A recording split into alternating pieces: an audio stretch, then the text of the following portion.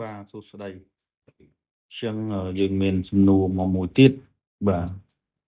ដូចគ្នាយើងសួរថាតើពន្ធដារខុសពីពន្ធគយត្រង់ណាណាខុសត្រង់ណាបាទបាទចឹងពន្ធដូចគ្នាប៉ុន្តែខុសត្រង់ណាណាឥឡូវយើងមកវិញញែកវិភាគមើលទាំងអស់គ្នាបាទចឹងយើងស្ដាប់ហើយយើងនឹងយល់ច្បាស់ភ្លាមបើសិនជាយើងបានស្ដាប់វិភាគណាពេលចឹងលោកគ្រូធ្វើតាមផ្នែកវាបាទគ្រូចែកជាផ្នែកមានប្រហែលដូចជា4ផ្នែកបាទអញ្ចឹងផ្នែកទី1យើងនឹងធ្វើការស្វែងយល់ថាពន្ធដារគឺជាអ្វីសិនដើម្បីយើងប្រៀបធៀប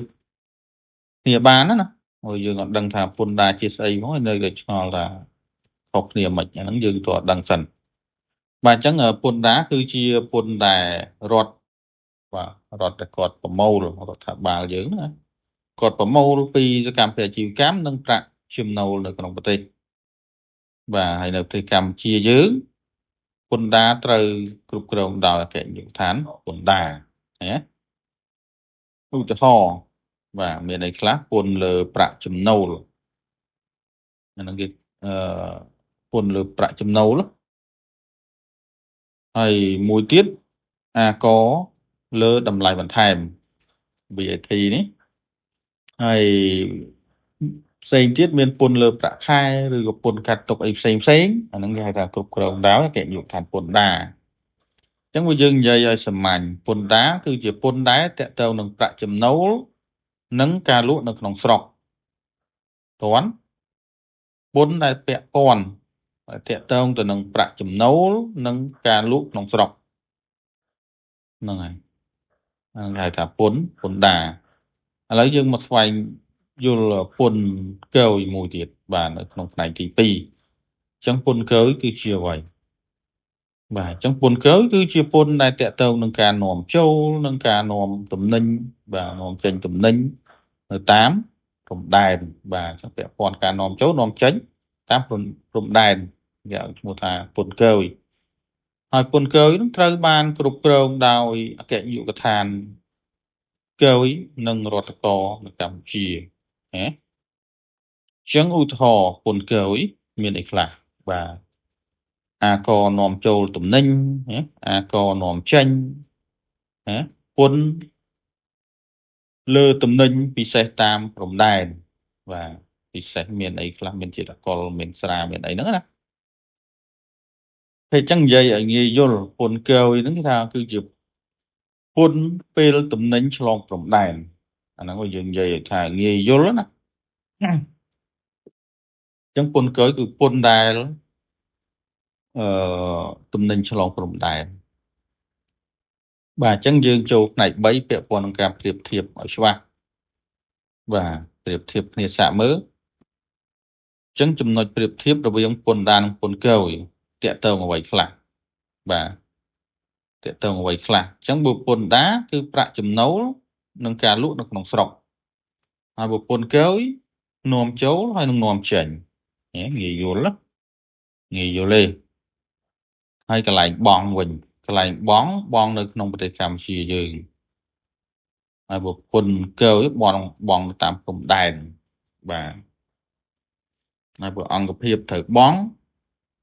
ពន្ធដារបង់នៅអគ្គនាយកដ្ឋានពន្ធដារបើពន្ធគយបង់នៅអគ្គនាយកដ្ឋានពន្ធគយណាអានឹងអត់មានអីត្រូវច្រឡំគ្នាទេណាឥឡូវយើងមកមើលផ្នែកទី4បាទធ្វើខ្លីៗឲ្យគ្នាយើងយល់តិចតែខ្លឹមណាឧទាហរណ៍ជាក់ស្ដែងចុះបាទអ្នកនាំចូលទូរស័ព្ទពីក្រៅប្រទេសមកលក់នៅកម្ពុជាបាទ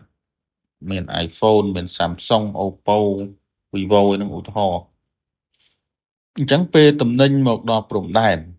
អញ្ចឹងគាត់ត្រូវបង់នៅពន្ធគយមកដល់ព្រំដែនណាហ្នឹងទី1ហើយពេលដែលតំណែងហ្នឹងមកដល់ក្នុងស្រុកពេលទូរស័ព្ទនឹងលក់ក្នុងស្រុកអញ្ចឹងត្រូវបង់ពន្ធគេហៅថាពន្ធអាករលើតម្លៃបន្ថែមគេឲ្យឈ្មោះថា VAT ហ្នឹងហើយហ្នឹង បង់ពន្ធលើប្រាក់ចំណូល TOI ណាឃើញទេអញ្ចឹងតំណែងមួយត្រូវប៉ះពាល់ពន្ធពីរប្រភេទប៉ុន្តែពេលវេលាផ្សេងគ្នានិងអង្គភាពខុសគ្នាណាតន់ចឹងចងចាំងាយ